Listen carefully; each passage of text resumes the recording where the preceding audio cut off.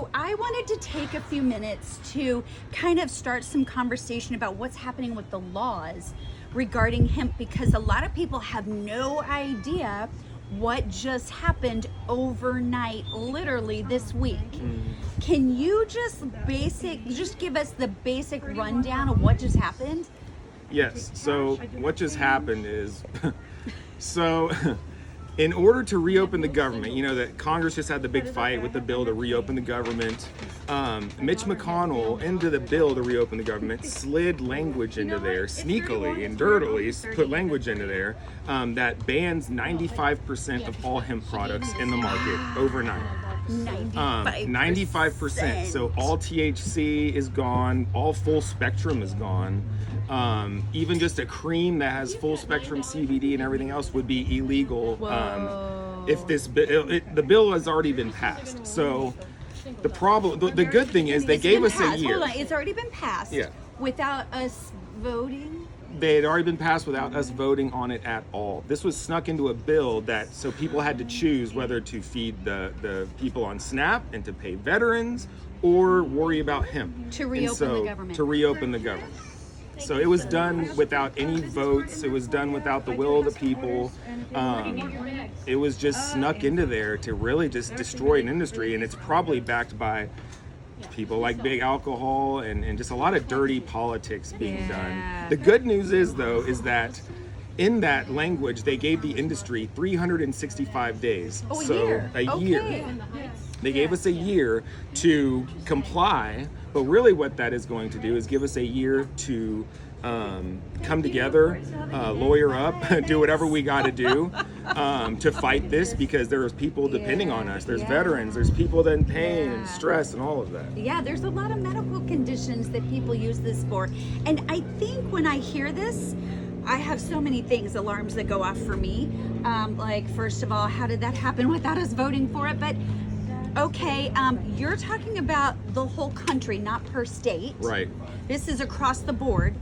And we have 1 year before it gets enacted and is now going to be, reinforced. Yes.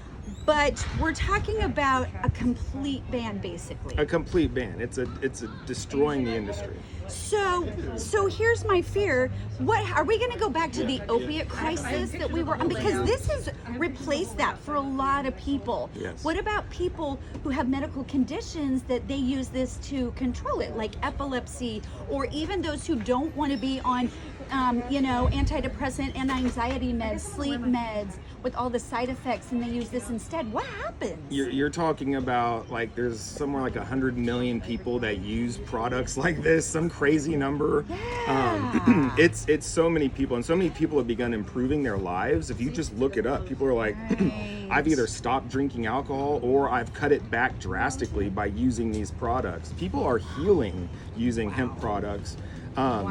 It's literally not dividing anybody. It's not hurting anybody. This was all about money and politics. So then there are so many small businesses and large businesses in this industry. That's going to be a lot of jobs that are going to go out just like that once it's reinforced in a year. Yep, 350,000 jobs is what it is. Okay, that's a lot. 350,000 jobs will be gone November 12th, 2026, if we don't fight this. So that's just jobs. And then all the people that look to this as medicine. Yep. Let's just talk about that. Yeah. Not talking about recreationally, we're just talking about medicine. How are people going to get access to that? Is there anything written up saying, how they try to go, well, maybe we'll let you if on conditions? Right. No. This plant has been used before us. It'll be here after us. It's people are going to get this plant one way or another. All this is going to do is force people back into the underground markets. And that's super unfortunate, but that might be something that they want, because they have been getting calls that the prisons are not full enough anymore.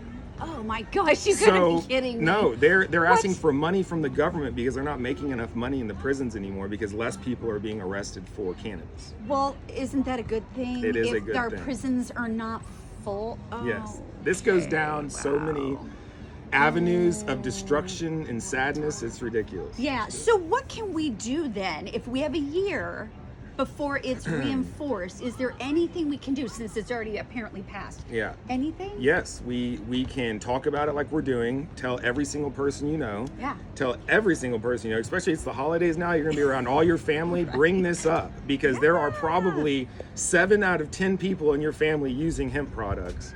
And they have no idea it's about to go. So just talk about it and let them know who's to blame for it. Let them know what is happening out there because this is going to affect not only people's health, but it's going to crash the economy, in my opinion. Yeah, right. So are there petitions we can sign? Is there something already actively in place? Yes. Go to places like the Texas Hemp Council, Texas Hemp Council. the Hemp Roundtable. There's a lot of these organizations you can go to that have files that you can sign, petitions you can sign. But by November 12th, 2026, we will have a massive coalition to fight this. There is already things being done in the background and money being put together in the background and lawyers coming together to fight this. So I think a year is plenty. So coming soon, there will be a way that people can voice their opinion and maybe say, hey, if you want to make some restrictions on this, put some different laws in place, great, but allow access for those who need it.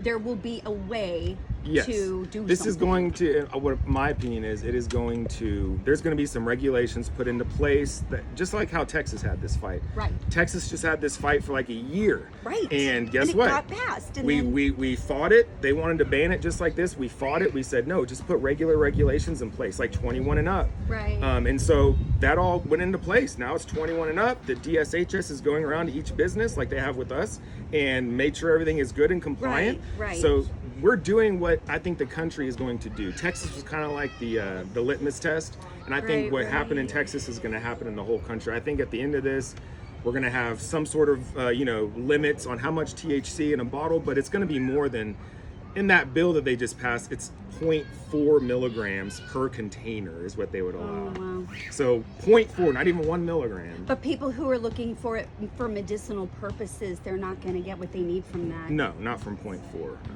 Wow. No, that's just enough to just... So I'm just curious, do you think, or how much do you think the alcohol industry is behind this?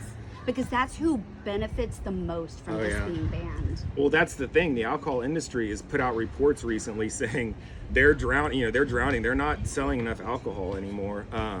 And the liquor stores, though, are for this industry because their alcohol sales are down. But guess what's up? Hemp beverages are up. Right. Okay. We started out in a few wine and liquor stores, and it was like us and one other bottle, and now there's 50 different brands out there, and so many people are turning to these types of products now. Well, because I noticed there's a trend that's happening pretty hardcore right now, is that people are getting sober and they're not doing alcohol for lots of different reasons. Yep. But to me, it's amazing that alcohol is a known carcinogen. We know that's what it does. We've seen it for centuries. But hemp and THC is actually anti-tumor, anti-cancer. It is just interesting that what's being promoted and what is being shoved down at the same time as the other things are really coming out with the cancer industry and how big money it is. It's like, drink your poison, don't take your vitamins. Interesting, well, I think it's interesting. And I really thank you for helping us understand so people can see exactly what's happening in this industry and very soon they can do something about it. Yes, and I can tell you the Hemp Man of Texas LLC, we've been in this since 2016. We're in this till the end. We will continue to fight tooth and nail every single day to make sure this stays legal to everybody. That's awesome. Thank you. Thank you.